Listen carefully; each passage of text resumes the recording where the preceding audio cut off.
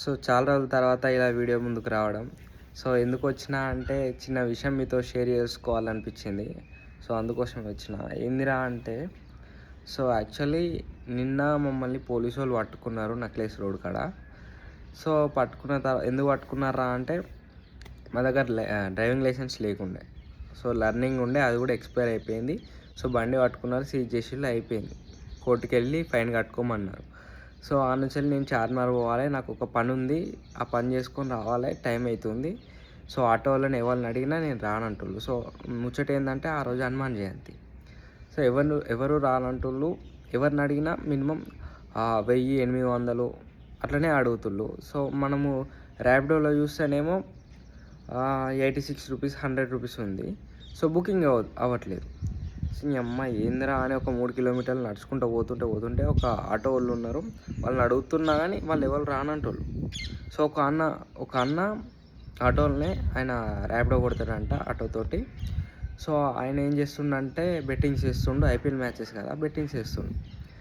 So, చూస్తున్నా ఎంత చేస్తుండు ఏంటంటే రేషియో పెరుగుతుంది, తగ్గుతుంది. ఇంకా స్పాట్లో 5000 దాంట్లోకి డిపాజిట్ చేసిండు, వేసేసిండు.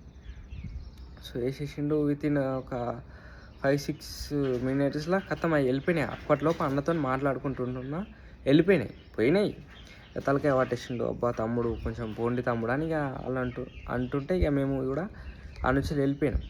సో, ఇక్కడ స్విగ్గీ అని, ర్యాపిడో కానీ ఇవన్నీ నార్మల్గా మా ఫ్రెండ్ గానితో నేను పోయినా స్విగ్గీకి. అది ఎంత కష్టం ఉంటుందో అంటే చాలా కష్టం నిజంగా.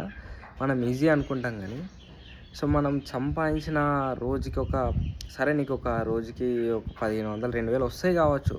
సో, నువ్వు 5000 పోగొట్టుకున్నావు. ఇంకా 3000 ఎక్స్ట్రా పోగొట్టుకున్నావు కదా. సో, సరే నీకు 2000 వస్తాయి.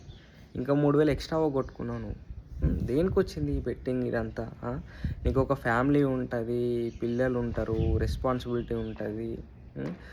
సో, కరెక్ట్ టైంలో నువ్వు వాళ్ళందరి గురించి ఆలోచించి ఇనిషియేట్ తీసుకోవాలి. సో, అవి అన్నీ వదిలిపెట్టి లవడల బెట్టింగ్ ఇవన్నీ. సో, వీటి వల్ల బాగుపడ్డోడు ఎవరు లేడు. అందరూ ముడ్డ గుడిచినోళ్ళే. సో, దీని గురించి నేను మాట్లాడొద్దు, కానీ షేర్ చేసుకోవాలని అనిపించింది, మీతో షేర్ చేసుకుంటున్నా అంతే. సో, ఉంటాం అలా.